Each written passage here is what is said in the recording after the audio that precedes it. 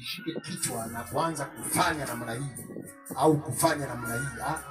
Wewe ombea. Ukishika tumbo usishike tumbo na kuanza kulikandamiza. Wewe shika tumbo ila tu wewe liombee. Wewe omba, usishike tumbo na kuanza kulikandamiza kurudi ndani.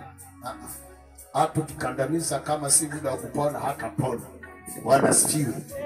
Unasikia ninachosema? Wewe nisione mtu hapa anaombea mtu mara anamsukuma mara anamfanyaje. Wewe unamshika mtu tu namna hii kwa jina la Yesu. Usianze kufanya namna hii.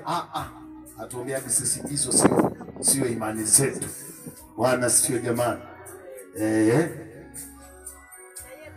Wewe shika na wewe hapo mwenyewe, huyu hapa anatakiwa akimaliza kuombewa hapo tunampa biskuti na juice anakunywa hapa.